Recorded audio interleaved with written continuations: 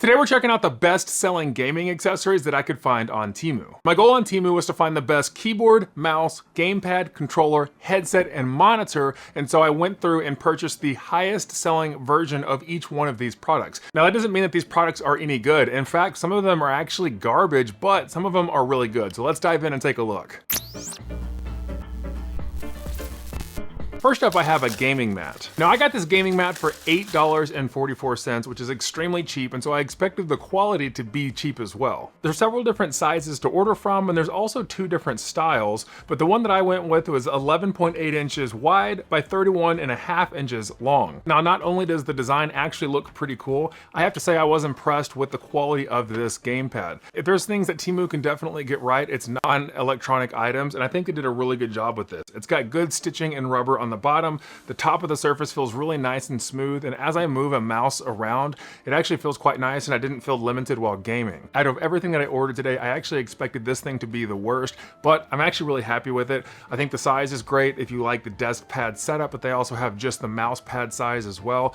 And then the design, not for everybody. Honestly, it's not even my personal preference, but because it was the most purchased, that's why I grabbed it. On Temu, it shows that in gaming accessories, it's the number 28 top rated, and it has over 39,000 purchases, which to me meant they've got to be doing something right, and I think they did. I think this is an easy pickup. By the way, I have tagged all the products through YouTube with links so you can check these out for yourself. I do earn a small commission if you purchase through those links, but I'll also include non-affiliate links down below. That way you don't have to feel forced to financially support the channel if you don't want to. So the gamepad was great, but let's move on to the next product, which is going to be the gaming keyboard, which is actually the polar opposite because it is complete garbage. Now I got this keyboard for $14.04, so I wasn't expecting much, but I did expect it to be a little bit better than it is. I'll start off with a couple of things that I like about it, and then I'll dive into the much larger list of things that I don't. Starting out, I think it's a nice looking keyboard. I like the hybrid gray and black material, and I thought the RGBs actually looked nice once it was plugged in. Nowadays, I'm not really a fan of a wired keyboard, even though I like to keep my wireless keyboards plugged in due to latency reasons and not having to worry about charging them, but I would like it to be optional. The cord on this is a traditional USB-A input, and it installs pretty easily, but there's no software that comes with it. I don't even know if it has a brand. Actually, it does have a brand. It's called the Magigi 60% Mini TS91 Gaming Office Keyboard.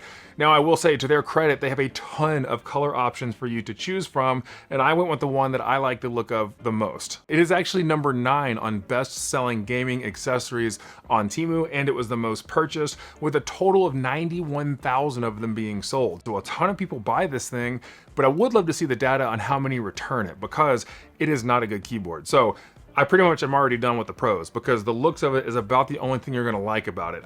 It doesn't even have colored switches underneath. So when you pop one of these off, it has it's just clear. I don't even know what they are. And the sound of the typing is the absolute worst. I'll show a quick demo real quick. It has this thick, really cheap feel to it, which for $14, what can you expect? I'm not disappointed in it because at this price range, this is about what you're gonna get. I'm just surprised that so many people have purchased this keyboard and all the reviews seem positive. Now, Temu does incentivize positive reviews on their website, so that definitely makes sense because they give all kinds of coupons for things like that. However, for this video, I do not partner with Temu at all. I partnered with them once. I've said it before. I'll never do it again.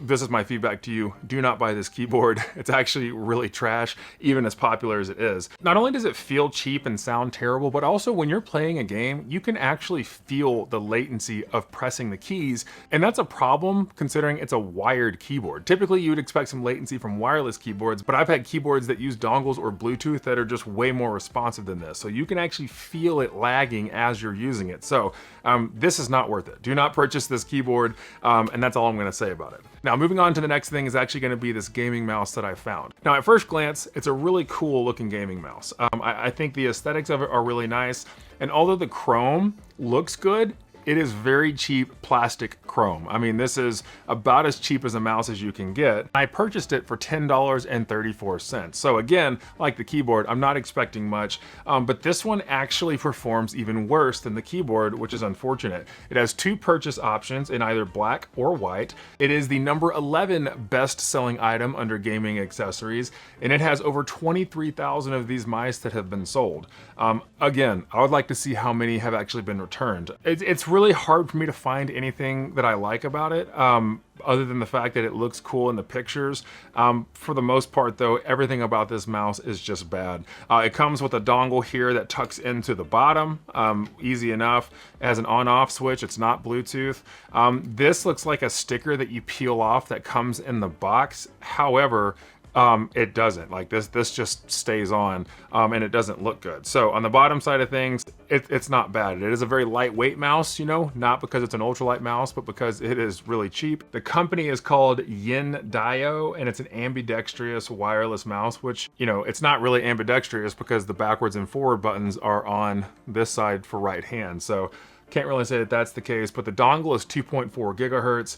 And you know, another thing that I really don't like is that it's micro USB. Micro USB on a gaming mouse in 2025.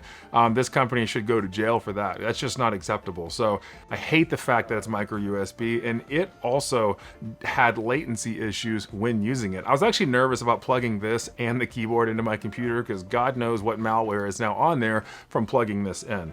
The click is, there's no audible click. Like right now, like you're getting about as much click as you're gonna get. And I don't like that because it's hard to register mentally while you're playing a game when you're actually clicking. So I don't like that. It does have the forward and back button, which is nice, and that's actually quite clicky and nice. The scroll wheel actually does feel good, and it clicks down, which is good, and I can confirm that all of that works.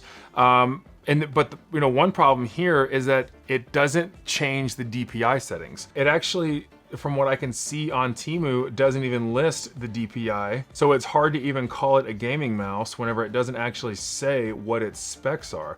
And then this plus and minus button on top where you would change DPI doesn't do anything at all. Whether I was playing a game or just moving my mouse around on the desktop, it doesn't actually change how fast the cursor is moving, which is really like, what are the point of these buttons? I literally could not figure out what these buttons were for. So as far as the RGB on this mouse, I also did not like the colors of it because it looks from the top here like all of these white lines are opaque and you'll get RGB through them.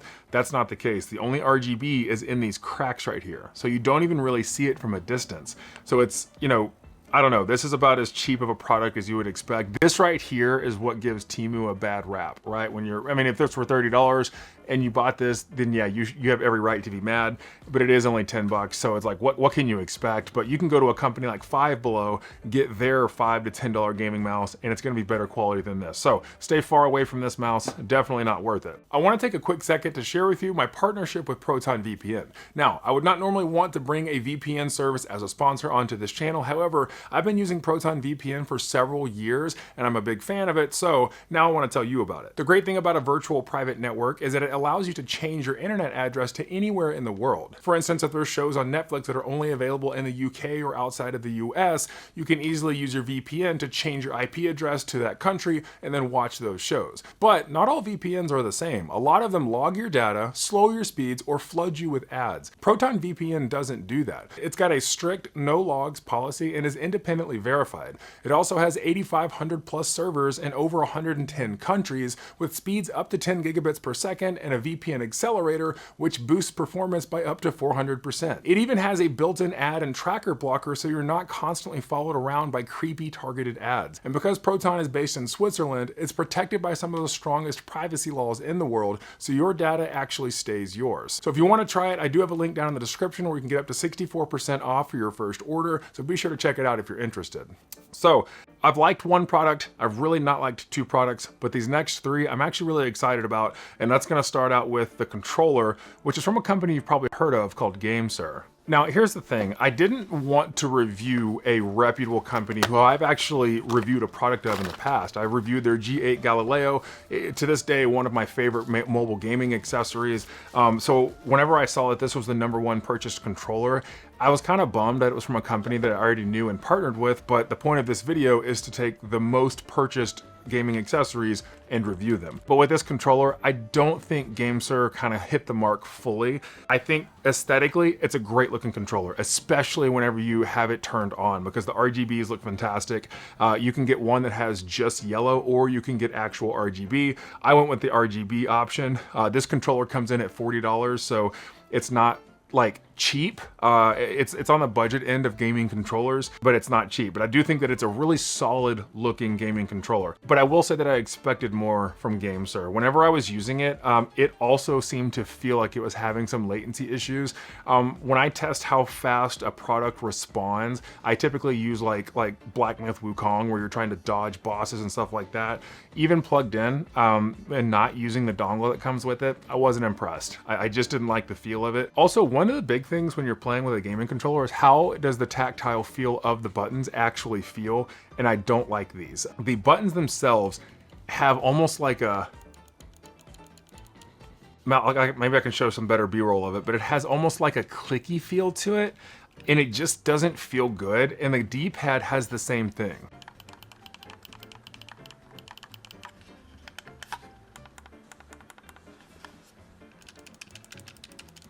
For my D-pads, I prefer a bit more of a thocky type of feel to it that like for instance, let me grab this right here. You know, like this Xbox controller that actually has a pretty clicky D-pad, but the Hori controller I reviewed, that's the Steam controller, that has a fantastic D-pad, and that's a great example of how to do it right. This has a very clicky one that I just didn't like the feel of.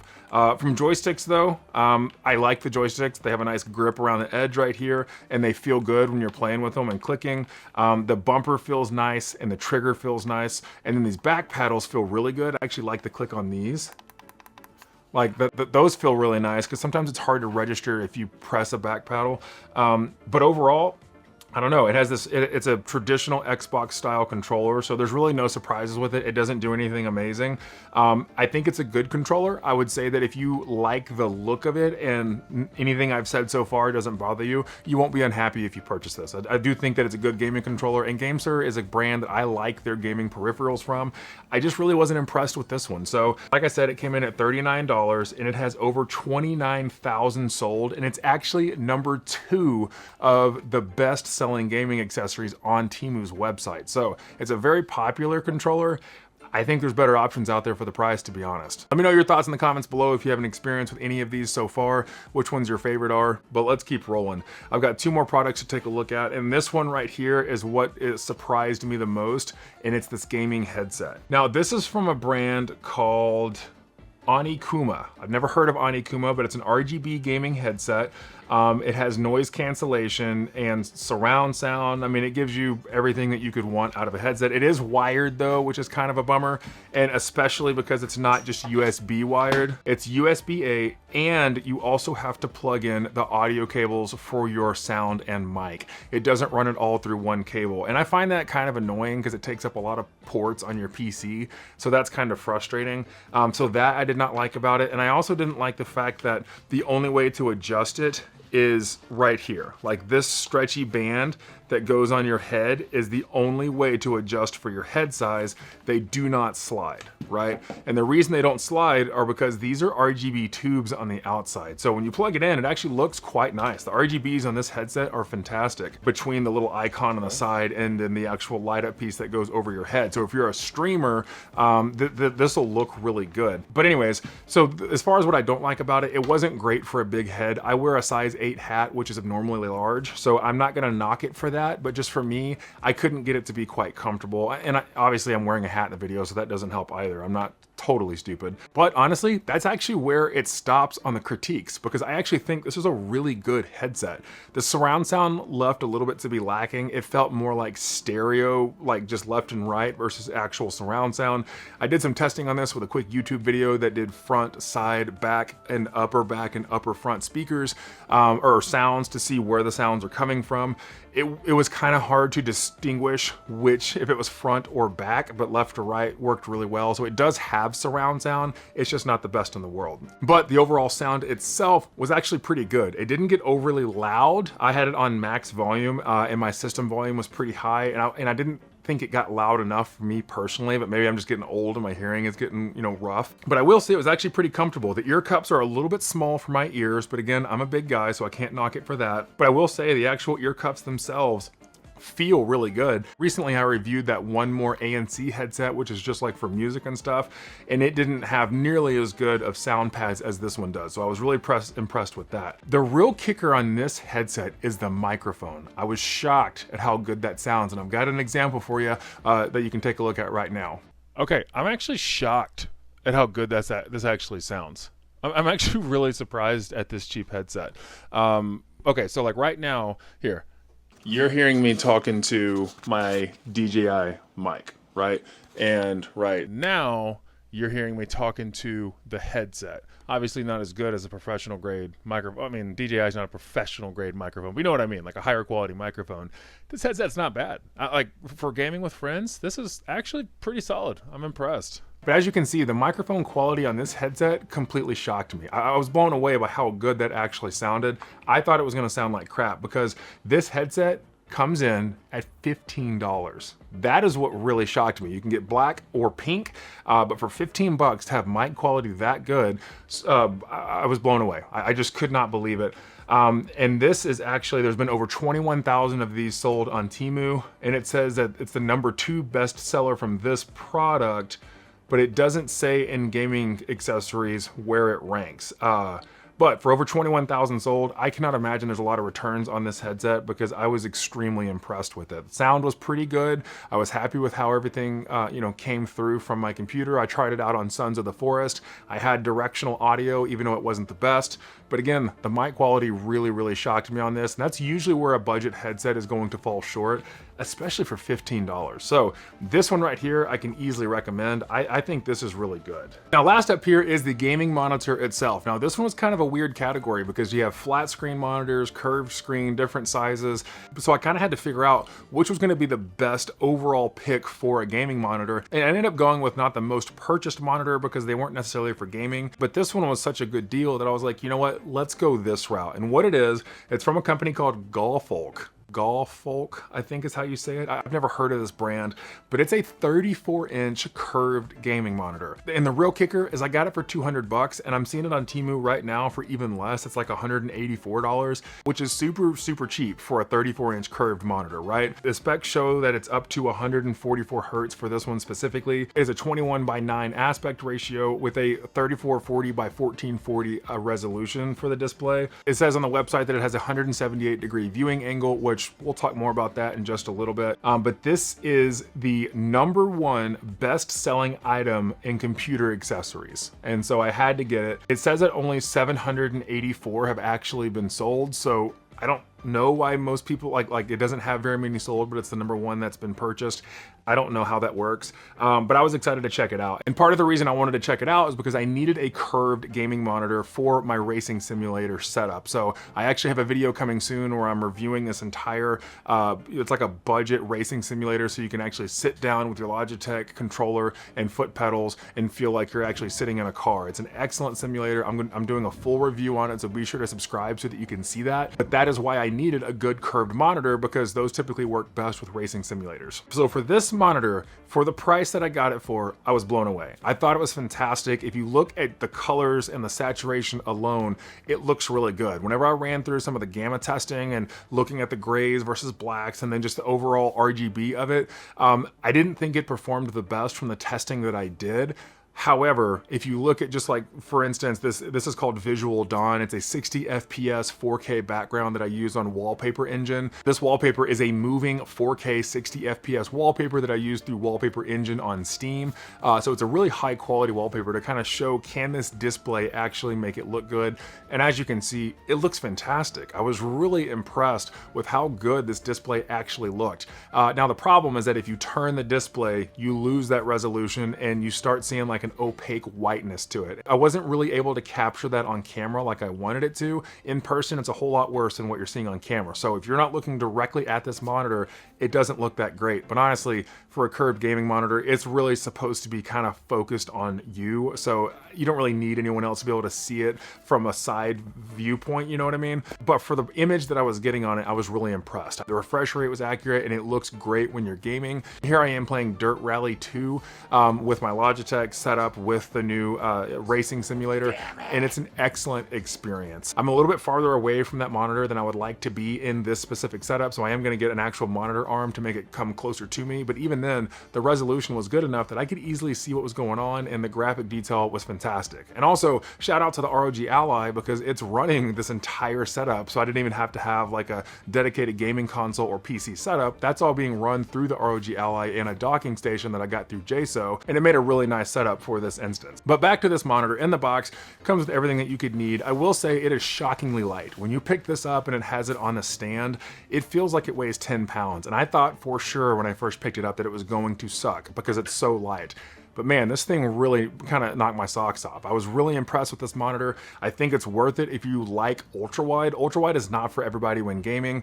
For instance, whenever I'm doing like any other gaming besides racing, I do not like ultra-wide monitors. Not my thing. But behind me right here, these are two LG 34-inch ultra-wide monitors, which are great for timeline editing and different things that I do for content creation. So it just depends on what you're looking for. But if you like an ultra-wide monitor, this is absolutely a great option for you if you have a budget you're trying to keep in mind. Okay, so that was the best selling gaming accessories that I came across on Temu. Let me know your thoughts down in the comments below. Which one was your favorite and which one you think might be worth picking up, and if you're gonna grab any of them. But I had a really good time making this video, and I would love to hear from you in the comments below. What other Temu videos would you like to see me make that are tech related? I've done some that are just weird finds on Temu, but I definitely want to expand what's going to make sense for people to watch. So let me know in the comments what makes sense for you. And also be sure to subscribe and join the Freaky Tech family. Lots of cool stuff coming this year, and I'd love for you to be a part of it. But thank you so much for spending some of your day with me. Again, I'm Corey with Freaky Tech Reviews. I'll see you next time. So real quick before you go, YouTube thinks that you might like this video or this video. So if you want to keep exploring the channel, then be sure to check those out. Have a good one.